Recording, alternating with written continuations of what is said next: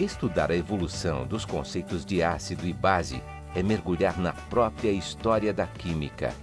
As mudanças do pensamento científico e, por consequência, do pensamento químico estão nitidamente refletidas na evolução das teorias ácido-base. Uma figura ímpar domina este cenário: Arrhenius, responsável por uma mudança de enfoque de uma química descritiva que apenas conta como as coisas da química funcionam, para uma química que pretende explicar a natureza, mostrando por que as coisas funcionam assim. Bem, como você deve ter percebido pelo texto, essa aula de hoje é muito importante, porque as teorias ácido-base que nós vamos estudar permitem a gente estudar de maneira sistemática, classificar um número muito grande de reações. E não apenas um número muito grande de reações, mas reações muito importantes, reações que você precisa compreender bem. Assim sendo, vamos lá. Nossa aula de hoje é Teorias Modernas de Ácido-Base. Antes de começarmos as teorias ácido-base, vamos ver algumas coisas mais primárias. Vamos ver, primeiro que tudo, o conceito de função química. Repare comigo. Função química é um conjunto de substâncias que apresentam propriedades químicas semelhantes. O que mais temos aqui? Veja só, um grupo funcional é um átomo ou um grupo de átomos que caracterizam as substâncias que compõem a função. Sabor, por exemplo. O sabor dos ácidos é o sabor azedo. Há exemplos: vinagre, limão, laranja. Limão e laranja, por exemplo, você as conhece com o nome de frutas cítricas. Já as bases, quanto ao sabor, têm um sabor que a gente chama de cáustico ou adstringente. É alguma coisa levemente amarga que, quando você engole, trava a língua como que prende. Um excelente exemplo para isso é o leite de magnésia. Um meio amarguinho, a língua fica meio travada, é isso. Repare mais. Solubilidade em água. Os ácidos, em sua grande maioria, são solúveis. Quase todos são solúveis. Já as bases, elas são insolúveis em sua grande maioria. Ligações. Quanto às ligações, a coisa funciona assim. Os ácidos têm ligações covalentes, todos eles sem nenhuma exceção. Já as bases são iônicas, em sua grande maioria. O que mais temos de importante entre ácidos e bases? Essa é fundamental, a sua ação recíproca. O que eu quero dizer com ação recíproca? Isso aqui, repara, ácidos e bases reagem entre si, um destruindo as propriedades do outro. Veja uma coisa importante. Tudo isso que nós vimos agora se chama genericamente propriedades funcionais e foram durante muito tempo usadas como definições. Definição do que é ácido, definição do que é básico. Você já imaginou que loucura? Definir um ácido para saber se ele é azedo, para saber se ele é gosto amargo, se ele trava a língua? E se eu pego ácido sulfúrico, eu tenho que provar para descobrir que ele é tão amarguinho ou tão azedinho que a minha língua vai cair? Não me parece uma boa ideia. Tá? Mas era assim, a química era toda ela funcional, organolética, sensorial. As propriedades eram usadas como definições.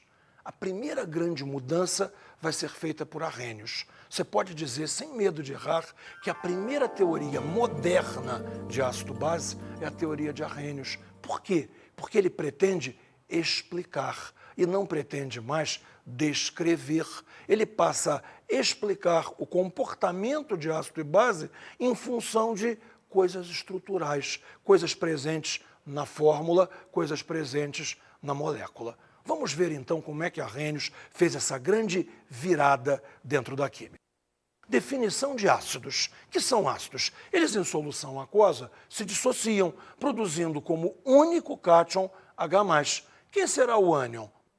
Veja, por exemplo, o HCl, que você conhece com o nome de ácido clorídrico. Se você o dissolve dentro da água, a molécula se quebra dando H+, e Cl-. Então, observe a definição. O único cátion é H+. Isso faz do HCl um ácido.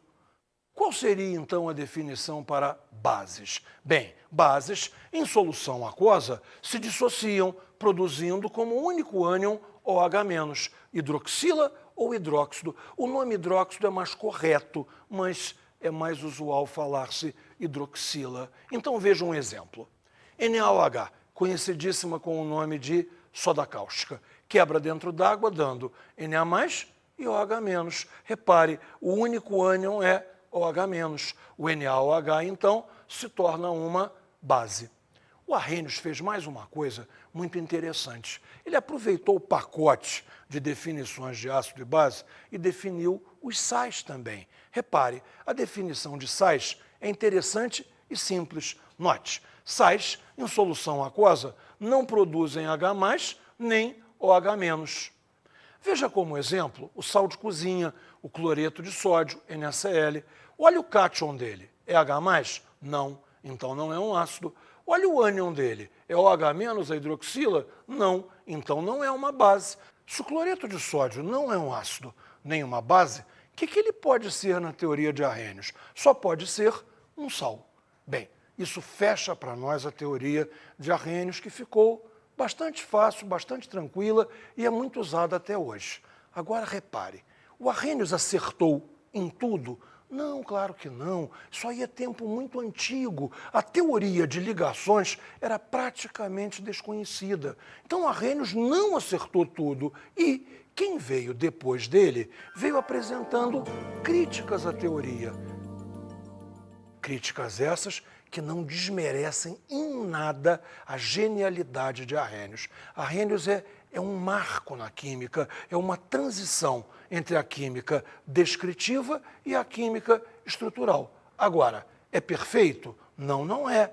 Temos críticas? Claro que temos críticas. Vamos ver as primeiras críticas. Observe, a primeira crítica é só considerar os íons apenas em solução aquosa, quando hoje, modernamente, a gente sabe que existem íons no estado sólido. Na verdade, cloreto de sódio é um aglomerado de Na+, e Cl-, um aglomerado de cátions e ânions ordenados, mesmo no estado sólido. Mas para o Arrhenius, os íons só existiam em solução aquosa. Evidentemente, ele não tem culpa por não saber isso, porque a gente repara a existência de um íon pela condutividade elétrica, e no sólido essa condutividade elétrica não aparece. Uma segunda crítica é a diferença entre ácidos e bases quanto à dissociação.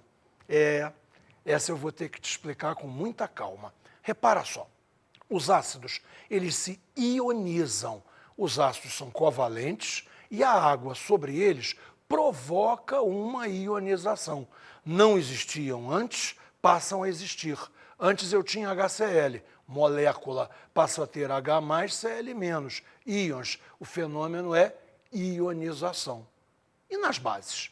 Bem, nas bases é completamente diferente. Nas bases, os íons já existem. NaOH já é iônico, já tem um cátion Na+, e um ânion hidróxido, mesmo no estado sólido. No estado de solução, apenas esses íons se separam. Pega as palavras, estavam associados e se dissociam. Então, repara, ácidos, ionização, bases, dissociação. É diferente. O Arrhenius considerava com exclusividade a água como solvente para ácidos e bases. Ele não considerava a possibilidade de dissolver um ácido ou uma base num álcool, por exemplo, porque a sua época não fazia isso. Modernamente é diferente. Se estuda, por exemplo, a química dos solventes não aquosos, onde você pode fazer a solução de um ácido ou de uma base em amônia líquida, em HF líquido, em alguns casos até em álcool. Veja, o Arrhenius não podia adivinhar, ele não podia prever o futuro. E uma crítica muito séria agora que decorre das ligações. Afinal de contas, seria H+? Modernamente sabemos que não. Este cátion H+, se associa à molécula da água, criando um cátion mais complexo, porém mais estável, o cátion H3O+, que daqui a pouquinho vamos batizar de hidrônio ou até hidroxônio. Mas isso é uma conversa para a próxima teoria, que é a teoria de Brensted-Lowry, na qual essas críticas todas vão ser resolvidas. Teoria de Brensted-Lowry. Vamos para ela então? Vamos lá o que é ácido. Ácido é toda espécie química, não importa se molécula ou se íon, capaz de ceder um próton, ceder um H+. Aqui eu tenho que te explicar para você não se perder. H, número atômico 1, um próton e um elétron. H+, perdeu o único elétron que tinha, então só sobrou o próton. Logo, dizer H+ ou dizer próton é absolutamente indiferente. Vou ler de novo a definição de ácido para você. Toda espécie química, não importa se molécula ou íon, capaz de ceder próton, capaz de ceder H+. E qual seria a definição de base? É absolutamente recíproca. Se o ácido cede o H+, a base recebe. Vamos ler a definição? Base é toda espécie química, novamente não importa se molécula ou íon, capaz de receber o próton, capaz de receber este H+. Está compreendido? Repara uma coisa muito importante. Ácido e base passam a ser comportamentos. Ácido e base não são mais um rótulo. Ninguém é um ácido. Se comporta como um ácido naquela reação. Se naquela reação ele cede um próton. A mesma substância, ocasionalmente, pode vir a se comportar como base. Noutra reação, ela pode receber um próton. Então, ácido e base deixam de ser etiquetas, deixam de ser rotulagens. Ninguém é. Todo mundo se comporta como. Ácido e base passam a ser comportamentos. Isso é uma virada espetacular. Vamos em frente. Observe a reação do HCl sendo dissolvido na água. Como vai funcionar? Essa ligação HCl vai ser rompida. Esse H sai na forma de H+. E esse H+, vem, por assim dizer, grudar na água. H+, grudando na água, H3O+. Então, repare, o HCl teve a ligação quebrada, soltou um H+. Ele é um ácido. Já o H2O recebeu esse H+, transformando-se em H3O+. O H2O, então, é uma base. Repare que nas fórmulas eletrônicas fica muito mais fácil de você entender. Hidrogênio, cloro. Cloro muito mais eletronegativo. Logo, a cisão é aqui. O par de elétrons fica com o cloro. Esse cloro agora tem 8 elétrons. Esse cloro agora é Cl-. Está vendo a transformação? Perdeu o H+, esse cloro está aqui como Cl-. Se o HCl cedeu o H+, ele é o ácido. Cedeu para quem?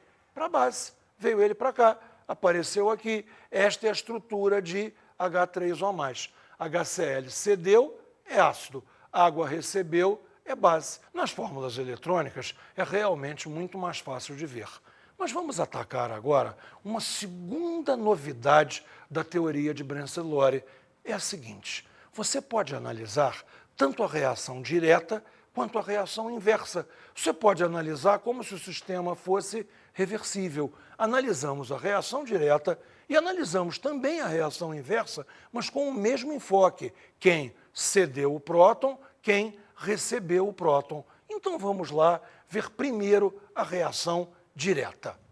HCl mais H2O. O HCl cede o próton para a água. Como já tínhamos visto, o HCl é o ácido, a água é a base. Porém, na reação inversa temos o sentido para lá. H3O+, Cl-. O H3O+, vai ceder um próton. Cedendo um próton, ele se transforma em água. Ceder um próton para quem? Para o Cl-. Cl- recebendo um próton, se transforma em HCl. Então, H3O+, é ácido. Cl- é base. Veja, conseguimos enfocar tanto a reação direta quanto a reação inversa de uma mesma maneira, com o mesmo ponto de vista. Quem dá o próton é ácido, quem recebe o próton é base. Isso, novamente, é revolucionário. Veja, na teoria de Arrhenius, para ácido eu precisava de uma reação, para base eu precisava de outra reação. Agora não, eu analiso ácido e base na mesma reação e em dois sentidos. Isso é uma mudança muito grande também. Vamos então fechar essa ideia apresentando o conceito de ácido e base conjugados. Que são ácido e base conjugados? Um ácido e uma base que diferem entre si por H+. Repare assim, olha só. um ácido HCl, deu um H+. Cl- que sobrou é a base conjugada dele. Eu chamo HCl e Cl- de ácido e base conjugados. H2O com H+, virou H3O+. H2O recebeu um próton, virou H3O+. Recebeu um próton, base. H3O+, então, é ácido, base e ácido conjugados. Repare uma coisa importante. O ácido e a base conjugados diferem entre si de H+. Quem tem o H+, pode dar, logo é o ácido. Quem não tem o H+, pode receber, logo é uma base. O próximo esquema mostra bem isso. Repare, ácido perdeu H+, virou base. Base ganhou H+, virou ácido. Está perfeita a ideia para você? Finalmente, esta é a melhor forma da teoria de Brenzellori. Repare os conjugados. HCl, Cl-. O que nós fazemos? Chamamos de ácido 1, chamamos de base 1. Colocamos o mesmo número para os conjugados. Agora só, água, H3O+, conjugados também. Chamamos H3O+, de ácido 2. Chamamos H2O de base 2. E temos, então, um formato geral para toda a teoria de Brenzellori. Ácido 1 mais base 2, ácido 2 mais base 1. Chegamos a uma forma perfeita para qualquer equação que possa ser analisada na teoria de Brenzellori. Vamos encerrar o nosso assunto de Brenzellori fazendo comparações entre a teoria de Arrhenius e a teoria de Brenzellori. HCl é um ácido de Arrhenius, reagindo com NaOH, que é uma base de Arrhenius, fornece NaCl e água. Isso aí conflita com a teoria de Brenzellori? Em verdade, não. Repare, o HCl é um ácido de Arrhenius, porque ele quebra dando H+. E ele é um doador de próton. Está perfeito, não tem problema nenhum. Para quem ele deu o próton? Ele deu o próton para a hidroxila do NaOH, que é uma base de Arrhenius e é uma base de Brenzellori também. Veja, não houve nenhum conflito. As teorias aí conviveram bastante bem. Porém, nem sempre vai ser assim. Se você usa Brenzellori quando o solvente não é água, as coisas não funcionam tão bem. Observe essa reação comigo. HCl dissolvido em amônia, fornecendo o cátion amônio e a base cloreto. O HCl é um ácido de Arrhenius, ele quebra dando H+. E ele também é um ácido de Brenzellori, ele quebra dando próton. Tudo certo. Agora repare, a amônia é uma base de Brenzellori. Ela recebe esse próton e se transforma em NH4+. Mas a amônia certamente não é uma base de Arrhenius, ela não tem hidroxila. Então veja, quando o solvente é não aquoso, as coisas não funcionam tão bem e a teoria de Brenzellori se mostra mais geral do que a teoria de Arrhenius. Existe outro aspecto importante que nós precisamos considerar, um caráter que a gente vai chamar de anfótero. Alguma coisa intermediária entre ácido e base. Se uma coisa é um ácido ou base de Arrhenius, dependendo da reação, nós chamaremos essa substância de substância anfótera. Se uma espécie química é um ácido ou base de Brenzellori, dependendo da reação, teremos nomes especiais. Substância anfótera, o mesmo nome que já demos antes. Anfiprótica. E anfiprótica eu vou ter que explicar. Anfi é duplo. Você lembra do anfíbio, que tem vida tanto de terra quanto de água? Anfi é duplo. Prótica, duplicidade em relação ao próton. Ou doa próton ou recebe próton. O último nome é mais complicado ainda. Você leu ele lá? Anfolítica. Anfo, mesma coisa que anfi, duplo. E lítica? Caramba, lítica vem de lise. Lise é quebra. Duplicidade com respeito à quebra. O ácido quebra, separa um H+. A base não quebra, apenas recebe o H+. Duplicidade em relação à quebra. Ou não quebra. Se quebra, é ácido. Se não quebra, é base. Entendeu todos os nomes? Um exemplo fundamental de substância anfiprótica, anfolítica, anfótera, tudo que você quiser, é a água. Observe nessas reações. HCl mais água dando H3O mais Cl menos. A água aqui é base. De agora em diante, eu não devo mais dizer é. Você lembra que eu disse que agora as coisas não são, se comportam como? Então vamos lá. Nesta reação, a água se comporta como uma base. Agora veja esta outra reação. NH3 mais água, virando NH4 mais e OH menos. Repare, NH3 virando NH4 mais. Se NH3 virou NH4 mais, recebeu um próton. Se recebeu um próton, quem pode ter fornecido esse próton a ele? Só pode ter sido a água. Então, um próton da água vem para o NH3, que se transforma em NH4+. A água perdeu um próton, virou hidroxila. Então, a água que está funcionando como ácido. Você escutou bem o que eu falei? A água está funcionando como ácido, se comportando como um ácido. Ninguém se comporta como. Então, lembra, na primeira reação, a água se comportou como base. Na segunda reação, a água se comportou como ácido. Então, se ela tem dois comportamentos, anfótera, anfiprótica, anfolítica, o nome que você achar melhor. Agora, repare uma coisa importante. É este comportamento dual que faz com que a água seja uma substância tão especial, seja um solvente tão genérico. Ela se adapta ao meio. Se o meio é ácido, ela funciona como base. Se o meio é básico, ela funciona como ácido. Então, a água tem a capacidade de se adaptar. É um verdadeiro camaleão químico. Chegamos, então, à última das teorias modernas de ácido-base, a teoria de Lewis. Veja a definição de ácido. Toda espécie química, novamente não importa se é molécula ou íon, capaz de receber um par de elétrons para formar uma covalência dativa. Já uma base, novamente, espécie química, molécula ou íon, capaz de ceder um par de elétrons para formar uma covalência dativa. Você deve perceber agora a mudança de enfoque. A teoria de Brenzellori é protônica, baseia-se na doação e na recepção de próton. A teoria de Lewis, bem, um parêntese se faz importante. Lewis é o maior teórico de ligações do século XX. Só vai ser suplantado depois, mas muito depois, por Linus Pauling. Lewis queria, então, toda a explicação em cima de ligações e focou na covalência dativa. Quem é o ácido? Quem recebe o par de elétrons para fazer a dativa. Quem é a base? Quem doa o par de elétrons para fazer a dativa. Todo o enfoque está na ligação dativa. Teoria de Lewis é uma teoria de encaixe.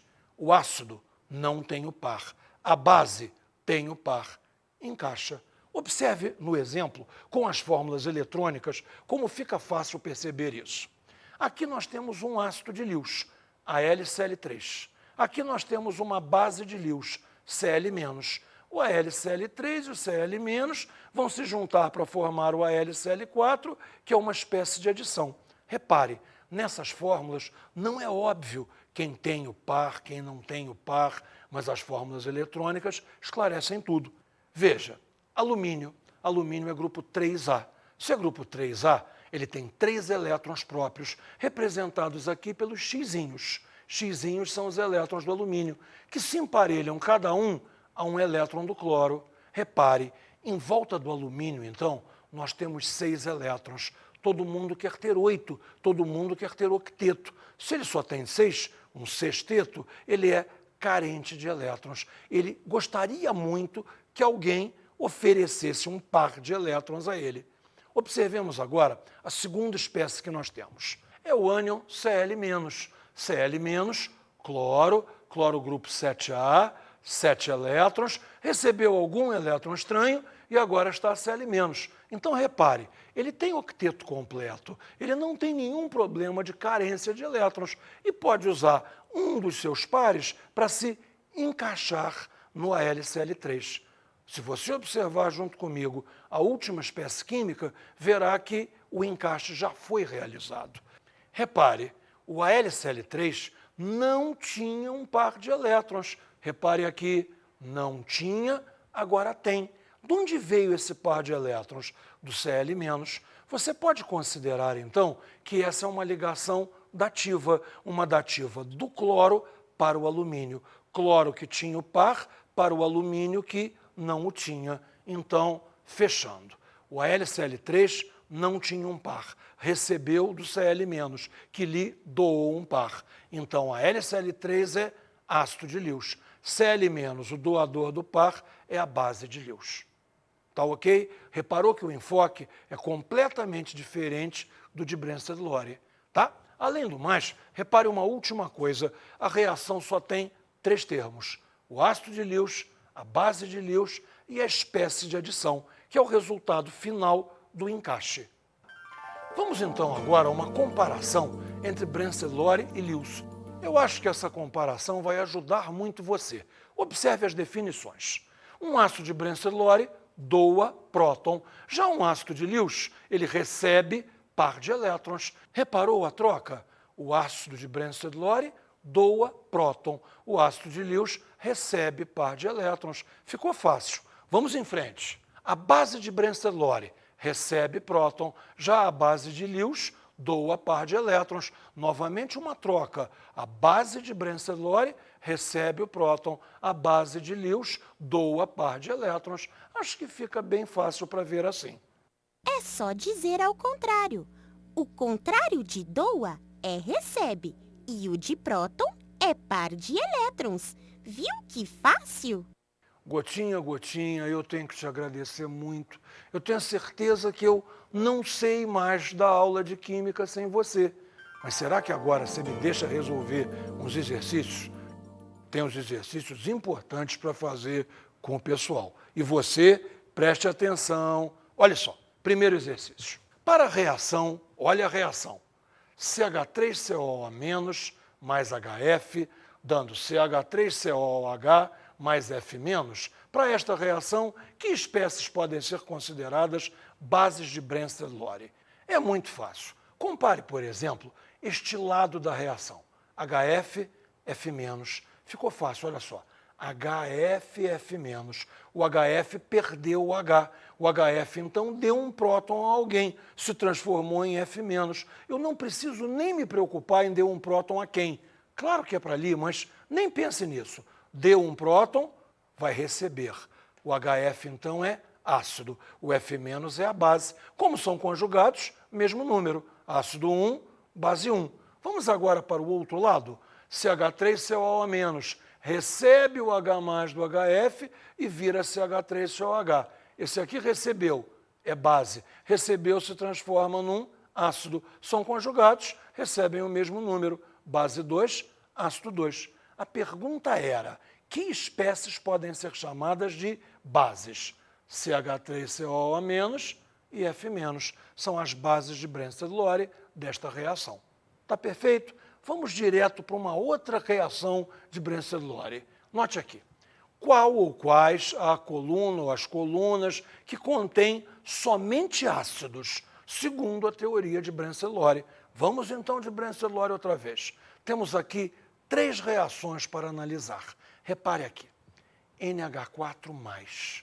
NH4+ dá um próton para OH-. NH4+ é ácido, OH- é base. H3O+, dá um próton para OH-. H3O+ é ácido, OH- é base. H3O+, dá um próton para Br-. H3O+ é ácido, Br- é base. Aqui é ácido, ácido, ácido. Está tudo igual. Base, base, base. Está tudo igual. Vamos para o lado de lá. Água com NH3. A água entrega um próton para o NH3. Se a água entrega um próton para o NH3, a água é ácido. O NH3 é base. Aqui temos água e água. É indiferente quem chamamos de ácido, quem chamamos de base. Vamos comparar então com a última. HBr mais água. O HBr doa um próton para a água que se transforma em H3O+. HBr então é ácido. aqui é base, essa coluna não está toda igual. Logo, essa coluna não está toda igual. Coluna de igualdade, esta onde todos são ácidos. De acordo com o critério de Lewis de acidez e basicidade, como podem as espécies a seguir ser classificadas? Bem, a primeira espécie é a LCl3. A LCl3. Vamos lá. Alumínio. Alumínio é grupo 3A. Se alumínio é grupo 3A, no último nível tem 3 elétrons. Emparelha cada um desses 3 elétrons com o cloro, obtendo então um sexteto. Logo, a LCl3 é uma espécie química elétron carente. Se ele tem sexteto e gostaria de ter octeto, pode perfeitamente receber um par de elétrons. Se pode receber um par de elétrons, é um ácido de Lewis. Tá certo? Visualizou? Vamos à próxima espécie. Próxima espécie, água, H2O. Oxigênio. Oxigênio, grupo 6A. Grupo 6A, 6 elétrons, vai emparelhar 2 desses 6 com os hidrogênios. Logo, sobram 4 elétrons, ou seja, 2 pares que podem ser usados, podem vir a ser usados para fazer uma ligação dativa. Então, na água, existem 2 pares disponíveis que podem ser doados para uma dativa. Se eles podem ser doados, então a água é uma base de Lewis. Próxima espécie, NH3. Como é que eu vou analisar NH3? Da mesma forma que eu analisei a água. N, grupo 5A, 5 elétrons. Desses 5 elétrons, emparelha 3 com os hidrogênios. Sobram 2, sobra um par que pode ser doado. Logo, o que é a amônia? Uma base de Lewis. Ela tem um par para ser doado. Finalmente, vamos analisar a espécie CH4, o metano. Essa é a análise mais complicada para você entender, mas eu tenho a certeza que vai dar certo. Repare, carbono, grupo 4A. Grupo 4A vai ter que emparelhar seus 4 elétrons com os hidrogênios. Se ele usa os 4 elétrons para emparelhar, sobrou algum par para dar para alguém? Não, não sobrou par nenhum para dar para alguém. Se não pode dar para ninguém, não é base. Por outro lado, será que está faltando elétron? Tem alguma carência? Não tem. Formou octeto, nem cabe mais um par. Então, não é ácido nem base. É assim. Há espécies que, na teoria de Lewis, não podem ser classificadas nem como ácido, nem como base. O metano é uma delas. Acho que fizemos exercícios importantes, bons exercícios, que ajudaram você a fechar na sua cabeça a teoria de ácido-base como um todo. Ok?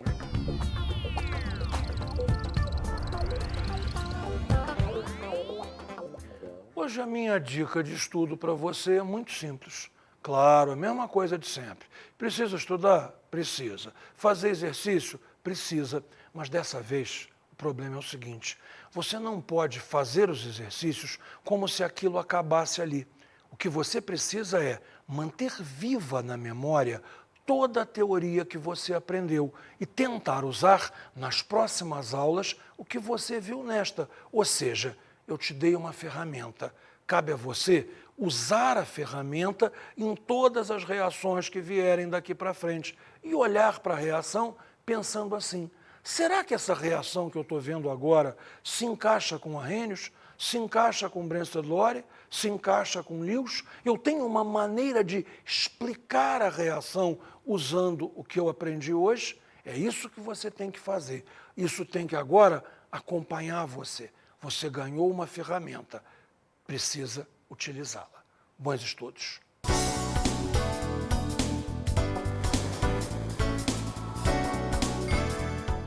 Na aula de hoje estudamos as teorias modernas de ácido-base. Que são as teorias de Arrhenius, Brensted-Lowry e Lewis. Comparamos as teorias de Arrhenius e Brensted-Lowry. Vimos que não conflitam se o solvente é água. Agora, se o solvente é não aquoso, a coisa já não flui tão bem. Conhecemos o caráter anfótero, do qual a água é, sem a menor dúvida, o principal exemplo, podendo se comportar como ácido ou como base. e vimos a teoria de Lewis. que é um interessante contraponto à teoria de Brenselaure. Brenselaure é protônica e Lewis é eletrônica, o que aumenta em muito a nossa possibilidade de análise. Bons estudos!